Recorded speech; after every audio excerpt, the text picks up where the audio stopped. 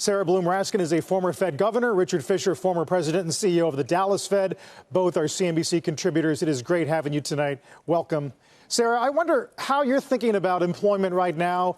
We call it economic scarring, women leaving the labor force, and whether a result in the next couple of days on the election provides some clarity for what we have come to call stimulus.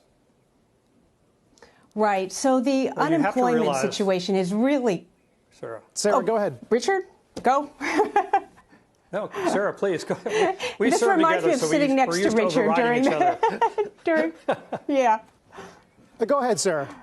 Go ahead, Sarah. Okay, sure. So, the unemployment situation is really quite troubling. And you're right that the rate has fallen a bit. That is because some people have been able to actually get back into jobs.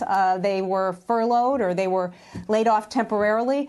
The real problem, though, is the people who aren't able to get back into their jobs. And these people are actually going to move into longer-term unemployment. And that's really where we start seeing real slowdowns in economic growth, because, of course, we've got millions of people who have not yet gotten back to work. And these are the same people who haven't been able to get a second round of stimulus. So this is really going to be quite a challenge here to figure out how the economy is going to turn around with this amount of unemployment. Yeah, Richard, I wonder whether you think a lame duck for either side is a fertile ground to get anything done, anything close to a compromise. Well, I don't, and I hope we don't have that, because the situation is very simple. The math is as follows. Roughly 75 to 80% of the jobs created in America are created by small and medium-sized businesses run by women and men that create things out of nothing, grow them to a size. They get acquired by a listed company. But these are unlisted companies, don't trade on the exchanges. And roughly 50% of the jobs are held in that sector, small and medium-sized businesses. You go into this COVID, people shut things down. Those that suffer the most, that don't have access to capital markets, like the big companies, are the ones who lay off their people. It particularly infects the lower income groups, the hourly workers.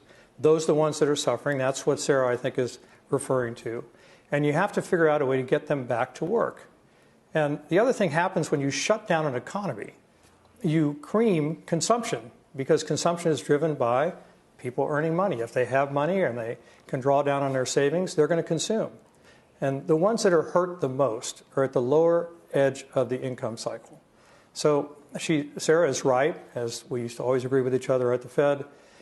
You somehow need to figure out a way to lift those folks up. It was helpful to have that $600 stimulus program that came out. To be sure, some people were paid more than they did when they were working, but it sustained them, hopefully bridging until COVID sort of retreated. It hasn't retreated.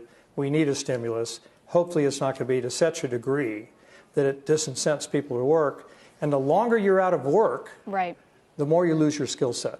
And that's the real problem, and we have to figure out a way to support those workers.